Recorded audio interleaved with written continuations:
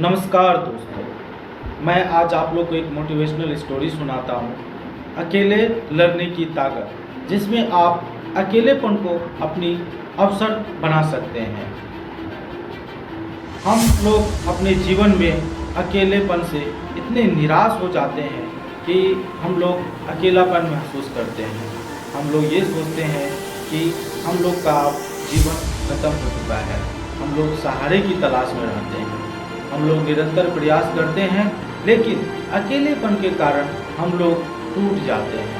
इसी अकेलेपन को दूर करके एक अवसर में एक लड़का ने अपनी ज़िंदगी को साकार किया है। उसी का कहानी मैं आप लोग के सामने बताता हूँ।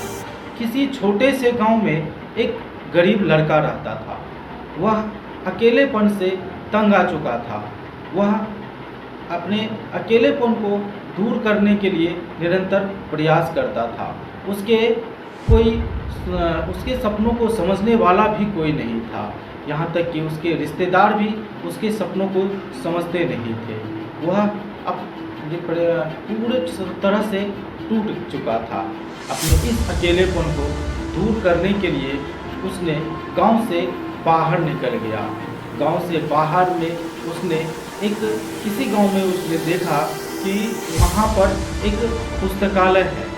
उस पुस्तकालय में जाकर के उसने देखा कि लोग वहाँ पर अपनी अपनी किताबें पढ़ रहे हैं और अपने अकेलेपन में समय बिता रहे हैं। उस लड़के को यह चीज़ बहुत अच्छा लगा। वह लड़का भी उस पुस्तकालय में जाकर के अपनी मनपसंद पुस्तकों को पढ़ने लगा और अपने अकेलेपन को दूर करने लगा। वह पढ़ते पढ़ते लड़का इतने विद्वान हो गया कि वह एक दिन लेखक बन गया। उनका दोस्त, उनकी मित्रता अच्छे लोगों से हो गई, बड़े बड़े लेखकों से हो गई और वह लड़का एकदम बहुत बड़ा विद्वान बन गया।